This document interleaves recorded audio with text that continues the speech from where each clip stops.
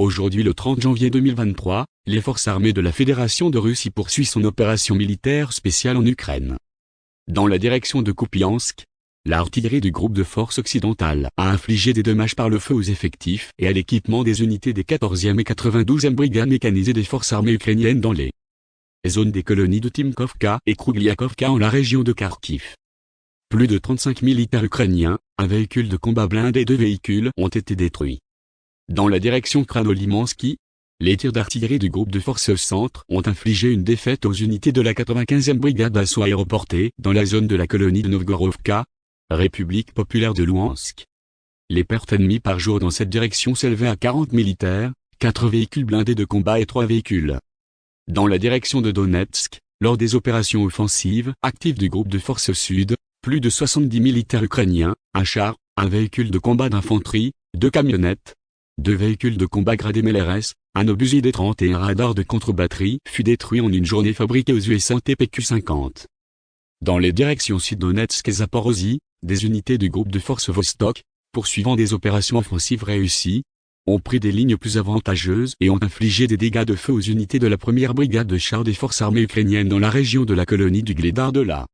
République populaire de Donetsk, ainsi que la 102e brigade de défense territoriale dans la zone de la colonie Uspenovka, région de Zaporozhye.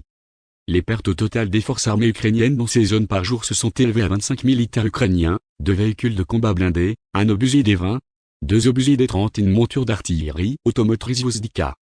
Dans la direction de Kherson, dans le cadre d'un combat de contre-batterie, une monture d'artillerie automotrice Vozdika et un dépôt de munitions d'artillerie ont été détruits en une journée. L'aviation opérationnelle tactique, les troupes de missiles et l'artillerie des groupes de troupes des forces armées de la Fédération de Russie ont vaincu les 73e unités d'artillerie des forces armées ukrainiennes sur des positions de tir, des effectifs et du matériel militaire dans 138 districts. Les systèmes de défense aérienne russes ont abattu un hélicoptère Mi-8 de l'armée de l'air ukrainienne près du village de Novodarovka, dans la région de Zaporozhye. Toujours au cours de la journée, 2 véhicules aériens sans pilote ont été détruits dans les zones des colonies de Kolomiïchka et Kromineia de la République populaire de Louhansk et 4 roquettes des systèmes de lance-roquettes multiples Imar et Uragan dans les zones des colonies de Konstantinovka, Nikolskoye, Blagoveshchenka de la République populaire de Donetsk et Trudolyobimovka de la région de Zaporozhye. En outre, 2 missiles anti-radar armes de fabrication américaine ont été interceptés dans les zones des colonies de Proltarka et Vinogradovo dans la région de Kherson. Au total, depuis le début de l'opération militaire spéciale, ont été détruits 381 avions, 205 hélicoptères, 2982 véhicules aériens sans pilote, 402 systèmes de missiles antiaériens, 7679 chars et autres véhicules blindés de combat, 997 véhicules de combat à lancement multiples systèmes de roquettes, 3962 pièces d'artillerie de campagne et mortiers, ainsi que 8226 unités de véhicules militaires spéciaux.